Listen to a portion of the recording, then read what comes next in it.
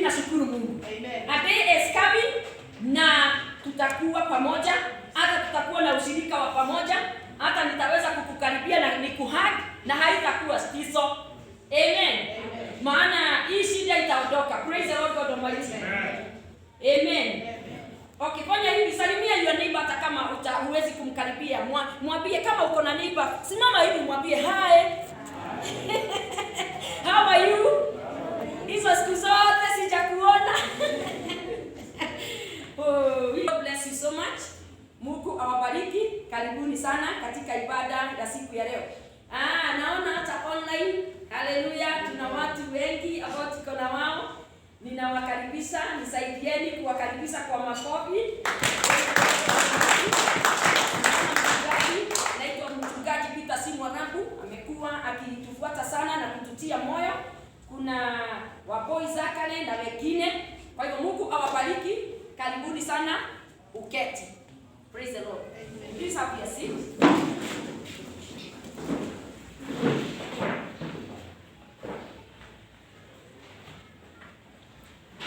Amen. Nina hope kila mmoja amepitia pale Kihara. Iko over 37 point Kunaye? Maana kama kuna mmoja tusaidie. Haleluya. Ili akaweze kuangaliwa ako namna gani. Tunaamini Mungu atatutia moyo. And I want to read the Bible from the book of 2 Chronicles. 2 Chronicles 21, and my concentration will be on 2 Chronicles chapter 32, but ili tukaweza kuelewana vizuri, ningependa tusome 2 Chronicles chapter 31, the last two verses. Then kutoka hapo tutasoma 2 Chronicles chapter 32, a few verses nitaenda nikilingana. Praise the Lord God Almighty. Naona mtu ananiombea neema. Thank you so much my dear sister. Hallelujah. Unajua sasa mimi nikiwa na hii simu ninaona mambo mengi. Maana naona hata wale wako online, kwa hivyo ukisikia nikiongea ujue ni kwa sababu kuna kitu ninaona. Somebody is saying more grace, mtumishi wa Mungu, and I receive it in the name of Jesus. 2 Chronicles chapter 31 verse 20 to 21. Ninataka kusoma kwa lugha yangu ya Kiingereza. But video not clear? Video not clear? Can somebody confirm? Mtu ananiambia, Samuel unaniambia kwamba video not clear. So we need to do something. We need to do something. And start kurusha gumi hewani.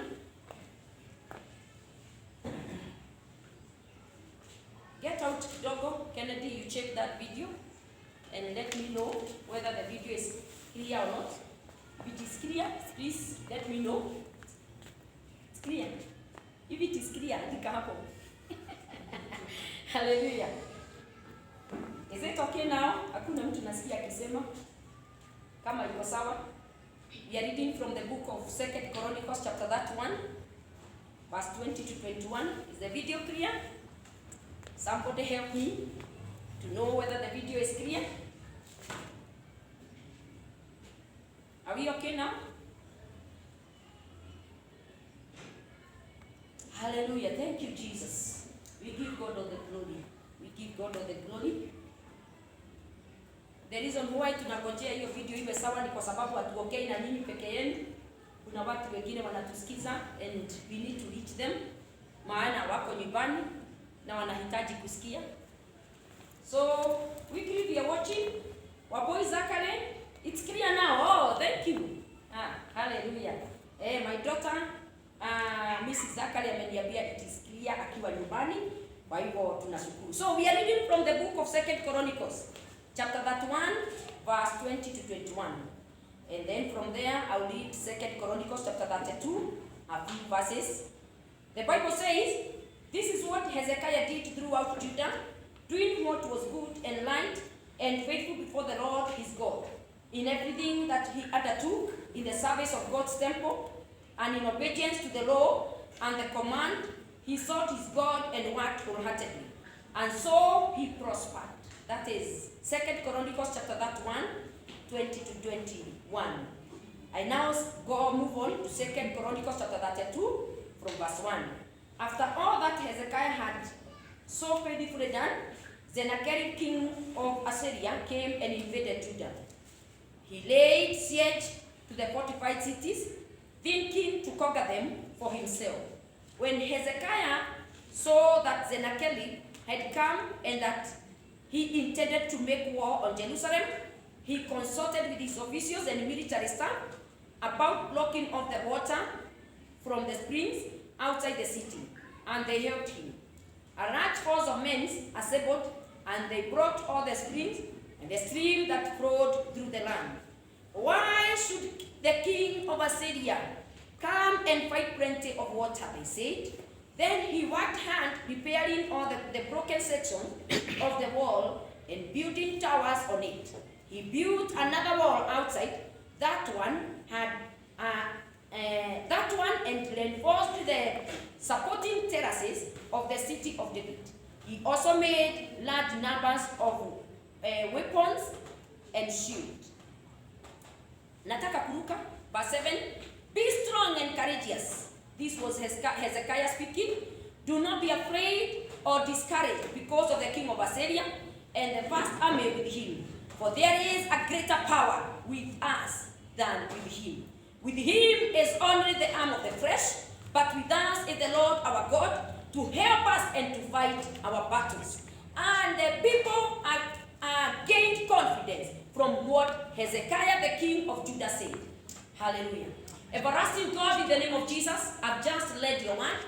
Hili neno ambalo nimelisoma, Mungu wewe ndiye unalijua sana, maana ni neno lako ewe mfalme. Nataka kutia kanisa lako moyo na ninaomba mfalme ukaweze kuniongoza kupitia kwa Roho wako Mtakatifu. Katika jina safi la Yesu Kristo tumeomba na pia tumeamini. Amen. Amen. Bwana Yesu asifiwe. Amen. Ninashukuru Mungu sana kwa sababu ya matendo yake. Nashukuru Mungu kwa sababu ya pale tumefika, na kama kuna kikundi ambacho kinapitia wakati mgumu ni kanisa. Kanisa linapitia wakati mgumu, a very challenging moment.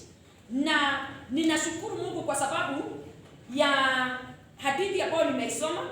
Nimesoma juu ya mfalme ambaye anaitwa Hezekiah, na pale nimesoma juu ya vile alikuwa mwaminifu. The Bible talks of his faithfulness, inaongea juu ya uaminifu wa Hezekiah, mfalme wa Yuda. Na ya kwamba aliongoza watu wa Mungu kwa njia za kiungu, na akaweza kufanya ile hali ya kumwabudu Mungu ikaweze kurejeshwa. Kwa hivyo ni mtu ambaye alisimama vizuri sana na alikuwa very faithful. Na Biblia inaongea juu ya vile alitengeneza hata hekalu ya Mungu, akafanya ikaweze kuheshimika, na akaweza kuhakikisha ya kwamba ukuhani umeweza kurudia kazi yake, ama makuhani wameweza kurudia kazi yake. Alifanya mambo mazuri, na pia akaweza kufanya watu wa Mungu wakageuke, watoke kwa kuabudu miungu na warudi kwa kuabudu Mungu.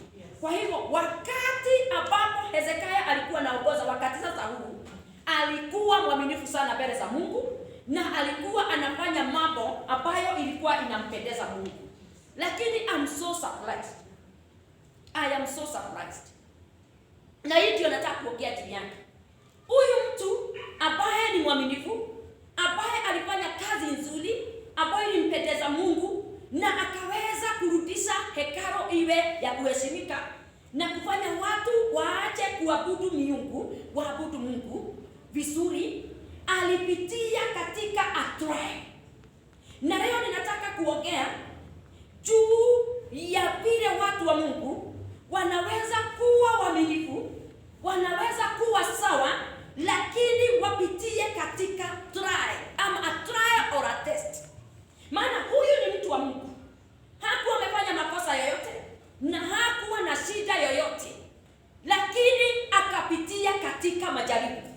Na nilikuwa naangalia wakati huu ulikuwa wakati wa ufufuo mkubwa, a time of spiritual renewal.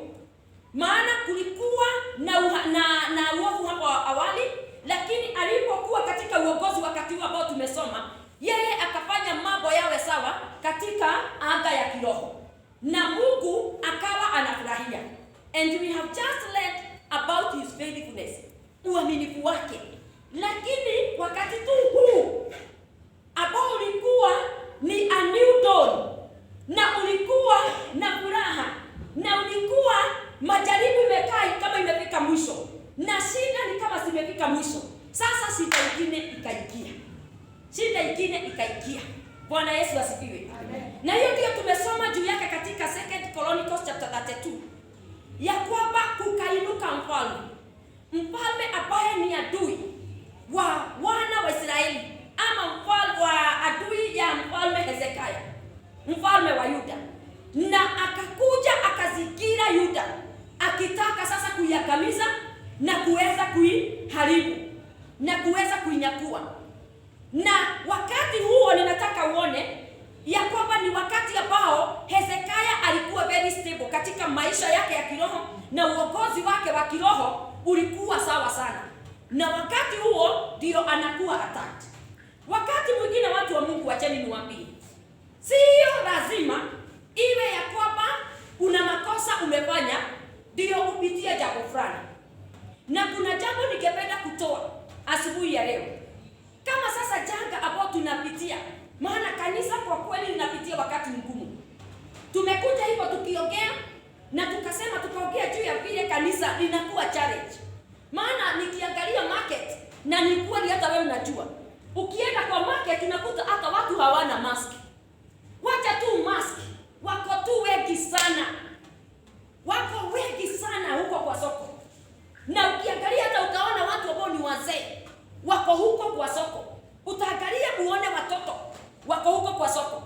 Juzi nilienda hospitali pale Kiambu, na nikiwa hapo nikikojea kuingia hospitali nilishangaa sana na nikajiuliza, okay, kwa gate mnaitwa jina ya yule mgonjwa wenu anaitwa, ili kama mko watatu ama wanne, mmoja wenu apigwe muhuri aingie.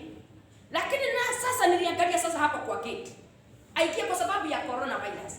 Lakini hapo kwa gate ndio niliangalia nikashaka, nikaanza kufikiria.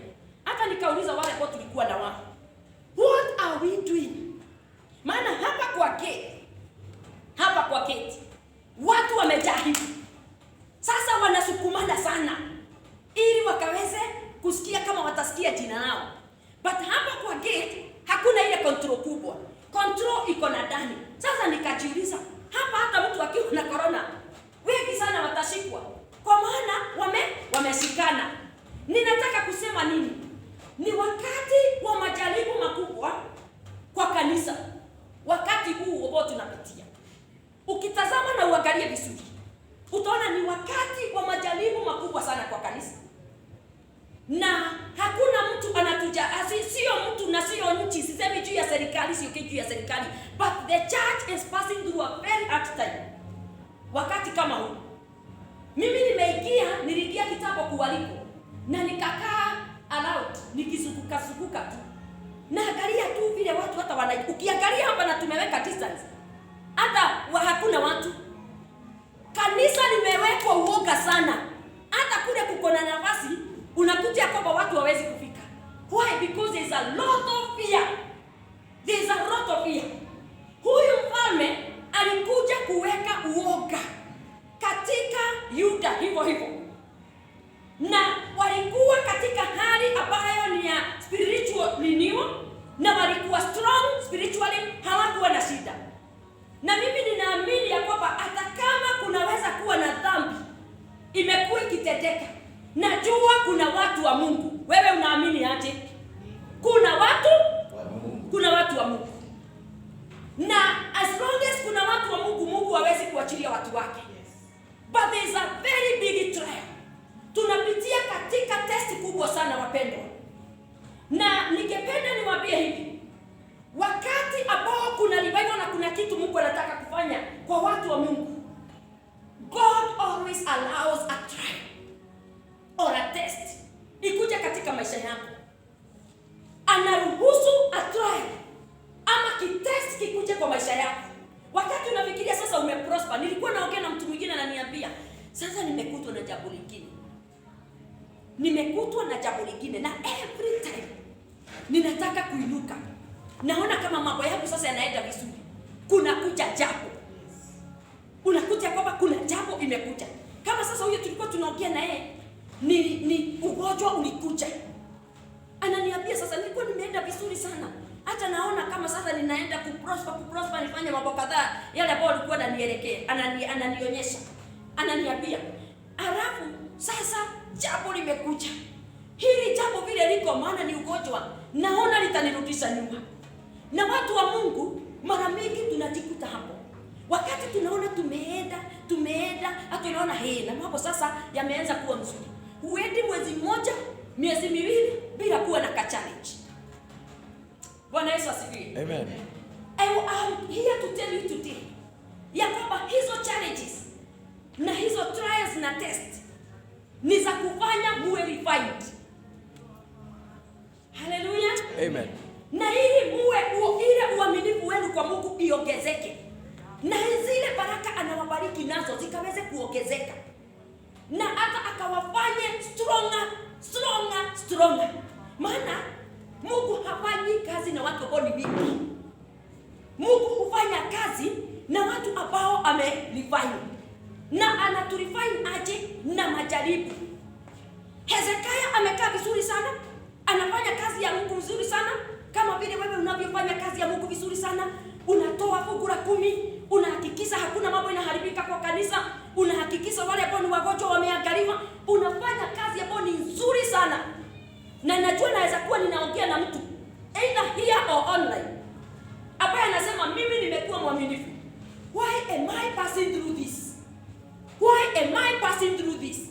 Wacha nikwambie, ukiona unapitia jambo ama a trial na ni wakati ulikuwa unaona kama una progress, ujue ya kwamba ni Mungu anakupenda, anataka kukurefine na akufanye kile anachokitaka. Bwana Yesu asifiwe. Amen. Wakati kama huu Hezekia alipitia katika wakati kama huu.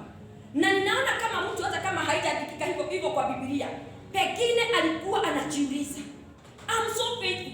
Nimemfanyia Mungu hivi, nimemfanyia kile kingine. Kwa nini ninapitia jambo hili? Na wakati huo mtu wa Mungu husikia akiwa anafinyika. Kama vile kanisa in jumla linapitia wakati kanisa liko so challenged. Hasa watumishi wa Mungu kama mimi. Wakati mwingine hata nakutana na mtu ananiuliza, "Na kwa nini unaonekana kama umenyamaza?" You know, we are also passing through a very hard time. It's really challenging. You don't know what next. Kama sasa tumepitia pale Harvest, pale House of Grace hapo. Tukakuta kanisa limefungwa. Sijui kama wamefungua. Lakini sasa tulikuwa tunapita, maana sisi tukipita masaa hiyo tunakuta magari mengi, tunakuta watu wengi sana. Tunakuta hata gate imefungwa. Na nimefikiria juu ya hiyo jambo sana. It is really a trial. It is a very bad test. Na inaweza kuchallenge mtu sana. Let me tell you, when you humble yourself before God, na unamtafuta wakati unanyenyekea mbele za Mungu, na unamtafuta na moyo ukiwa renewed, moyo ukiwa mweupe, moyo ukiwa sawa. When you do that, wakati una experience personal reforms katika maisha yako, unakuwa mtu wa kutii. Sasa unasema kwamba nimeamua, sasa ninataka kutii, ninataka kuwa nafanya hiki na kile kingine. Wakati huo wa devotion hiyo, wakati unakuwa mwaminifu sana kuliko bereni. Wakati unasoma Biblia yako mara mingi sana, unasema kwamba mimi sikuwa nasoma Biblia, lakini wakati huu ninasoma Biblia yangu sana. Wakati unampenda Yesu, hata unatoa mali yako, unatoa vitu zako na wakati wako sana kwa sababu ya Yesu. Wakati huo, when things seems to go on well. Hallelujah. Amen. Hallelujah. Amen. Ni wakati wa kujitia moyo. Bwana Yesu asifiwe. Amen. Maana unaweza kuingia katika a test. Kama vile Hezekia aliingia katika a test. Wakati huo ambao you think troubles are over, ya kwamba shida zimeisha, sasa huna shida tena. Wakati huo ni wakati wa kukaa ukijitayarisha.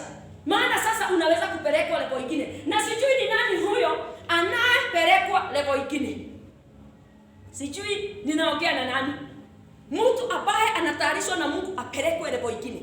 Umekuwa sawa, umekuwa ukiendelea vizuri, umekuwa mwaminifu, Alafu sasa unatayarishwa na Mungu upelekwe level ingine, na huwezi kupelekwa hiyo level ingine katika maisha yako ya kiroho na mambo ambayo ni nywee. Mtu wa Mungu hapelekagi nywee. Na kama uko hapa ama uko online na unanisikiza, mtu wa Mungu haendagi nywee. Ndio naona kanisa linapitia katika storms. Hizi ni storms. Ujue kupelekwa level ingine na Mungu anahakikisha ya kwamba kuna kuja a trial, kuna kuja a test, inakuweka katika, unaingia katika majaribu kali sana. And let me tell you, I want to say this because hivi ndivyo nilikuwa nataka kusema siku ya leo. It is not an accident. My time is over, so I'm about, niko karibu kumaliza, nitaendelea siku hiyo ingine. It is not an accident. Kile tunachokipitia saa hii, it is not an accident. Bwana Yesu asifiwe. Amen. Sio bahati mbaya. It is not an accident. Timothy no, aduagai. Vile tunapitia katika corona wakati huu, it is not an accident. You know what? We are in the program of God ya kufanya tukaweze kukua. Praise the Lord God Almighty. Amen. Hata hii corona sasa, naomba Mungu tu anisaidie kuchukua hili jambo very positive. Maana it is not an accident. Sasa hii ni miezi 4 na sasa tunaelekea, huu ni mwezi wa 5 naenda kuisha, tukiwa katika COVID-19 na imetukadamisha sana na kutukalia. Let me tell you, sio bahati mbaya. Timothy no moru nyina wa Diana. Timothy no moru, wewe unayenisikiza, sio bahati mbaya. Tuko katika program ya Mungu, na wewe umeingia katika trial fulani ama test fulani, ni vizuri ujue ya kwamba uko katika test ya Mungu. Kuna majaribu, kuna test ambayo unapitia na unastahili kuipita. Ninashukuru Mungu kwa sababu ya mtu anayeitwa Hezekia, maana kuna kitu alikifanya. Alienda kwa mtumishi wa Mungu anayeitwa Isaia, na Biblia inaongea juu ya vile waliomba pamoja, wakafanya maombi, they made a prayer together, so they encouraged themselves, na wakaweza kuomba na wakuwa katika ile maombi, naye Mungu akasikia maombi yao. Na sijui kama mnakumbuka vile nilikuwa nawaambia sada ya kwamba God is the one who fights our battles. Hatupigani vita zetu, na tukisipigana hatuwezi kupigana. Sisi hatuna uwezo huo, hatuna stamina.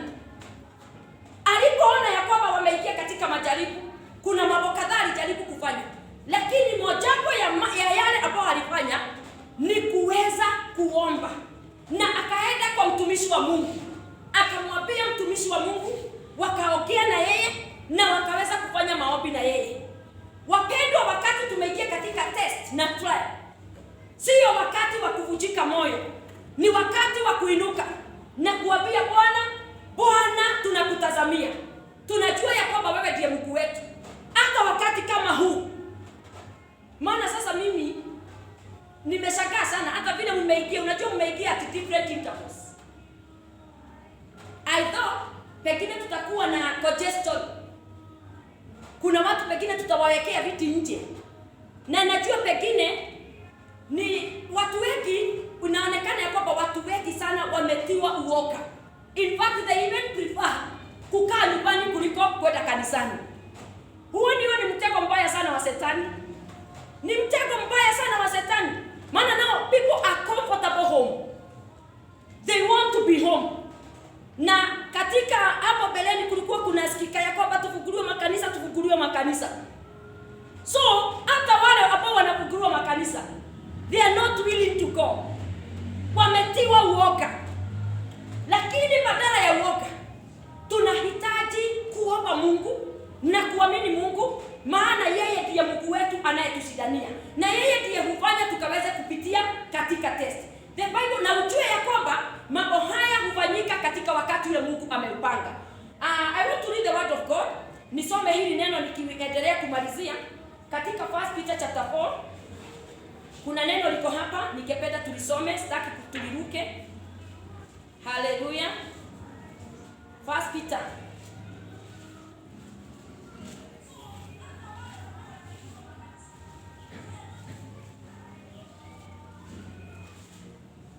It is really a challenging moment. Wakati huu ni wakati ambao sio rahisi.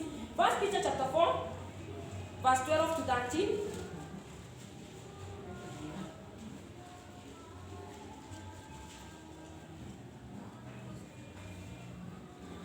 Ninasoma. Dear friends, do not be surprised. Praise the Lord. Do not be surprised at the painful trial you are suffering, as though something strange were happening to you. But rejoice that you participate in the suffering of Christ, so that you may be overjoyed when His glory is revealed. Hallelujah. Bwana Yesu asifiwe. Amen. The Bible is saying that Peter anaongea na watu wa Mungu, anawaambia kwamba don't be surprised. Msistuke wakati unapitia katika majaribu ambayo yako na uchungu. Don't be surprised at the painful trial you are suffering. Do not be surprised. Maana as though something strange were happening to you. Ningependa kusema hivi. Kile kinachofanyika, it is not strange. It is just a trial. It is just a test.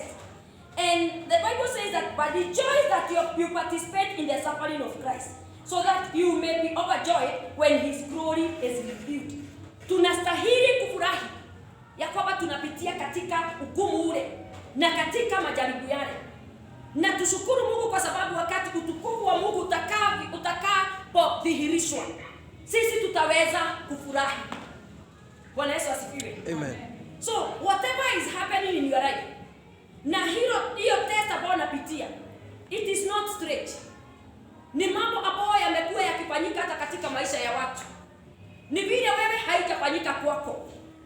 Na ni vizuri ujitie moyo, maana kuna victory ambayo iko mbele yako. Na utafute Mungu kwa bidii. Usichoke kumtafuta, maana atakuletea ushindi. Nimewaambia ya kwamba mtu wa Mungu ili akaweze kusimama akiwa strong na akawe na confidence ya kutosha, inambidi apitie katika test. Na hizo test ni Mungu anaziachilia.